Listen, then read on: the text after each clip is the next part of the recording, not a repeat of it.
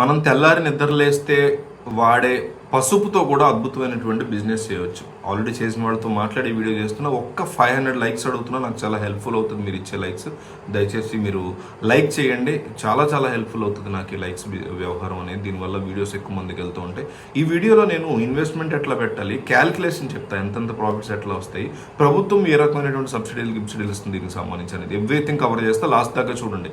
ఈ బిజినెస్ ఇక్కడ ఈ బిజినెస్ వల్ల ఉన్నటువంటి బిగ్గెస్ట్ పాజిటివ్ ఏంటంటే తక్కువ ఖర్చుతో ఒక 30,000 నుంచి ₹1,00,000 పెట్టుకుంటే మనం బిజినెస్ను స్టార్ట్ చేసేసుకోవచ్చు.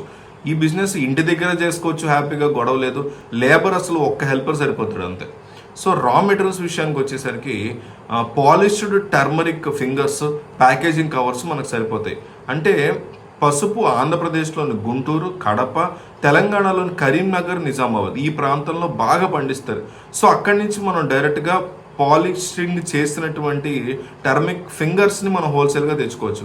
మెషినరీ కూడా ఒకటి కొనుక్కోవాలి. ఈ మెషినరీకి మనం దాదాపు అంటే టర్మరిక్ పౌడర్ గ్రైండింగ్ మెషిన్ అంటారు, దీన్ని ఒక 30,000కి అట్లా దొరుకుతుంది మనకి. ఇక ప్యాకింగ్ మెషిన్ ఒక 16,000 వరకు ఉంటుంది. ఈ రెండు మాత్రం మెషిన్స్ కావాలి. మేకింగ్ ప్రాసెస్ చాలా ఈజీ అనమాట. అందువల్ల నేను ఇది రికమెండ్ చేస్తాను ఎవరైనా స్టార్ట్ చేయాలనుకుంటే. మనం ముందుగా పాలిష్ చేయి వచ్చినటువంటి టర్మిక్ ఫింగర్స్ని గ్రైండింగ్ మిషన్ సాయంతో గ్రైండ్ చేయాలి. ఆ పౌడర్ చల్లబడుతుంది, ఫస్ట్ వేడిగా వస్తుంది, చల్లబడుతుంది, దాన్ని ప్యాకింగ్ చేసుకోవాలి. దీంట్లో ప్రాఫిట్స్ బాగుంటాయి. క్యాలిక్యులేషన్ చెప్తా, ఎందుకంటే దీంట్లో ప్రాఫిట్ మార్జిన్ అనేది 40 to 45% మార్జిన్ ఉంటుంది. అందువల్ల ఇది బెస్ట్ బిజినెస్ ఐడియా అనమాట.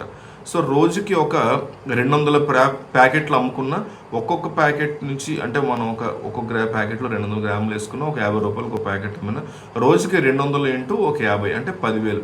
అంటే నెలకి 10,000 అంటే 25 రోజులు పనిచేస్తే ఈజీగా 2,50,000 వరకు మనం సంపాదించవచ్చు. అంటే జస్ట్ అప్రాక్సిమేట్ అంతంత వచ్చేస్తాయి అని చెప్పట్లా. బట్ మనం 200 కాకుండా కొన్ని 50 అమ్మేమనుకోండి, 2,500 అంటే రోజుకి మరీ చిన్న విషయం కాదు కదా. లేదు మనం 10 అమ్మగలిగాము, 500 వచ్చే రోజుకి, అది కూడా ఏం చిన్న విషయం కాదు కదా. పెద్ద నెంబర్స్ మీద ఆలోచన ఉండాలి ఎప్పుడు కూడా. దాని తర్వాత అందులో ఒక 20% వచ్చినా పర్లేదు అన్నట్టు మనం సాటిస్ఫాక్షన్ ఉంటుంది. సో లేబర్ కాస్ట్, ఇతర ఖర్చులు అవన్నీ ఒక 10% తీసేసిన 45% మార్జిన్ ఉంటుంది మనకి. అలా 2,50,000 ఇంటూ 45% అంటే 1,12,500.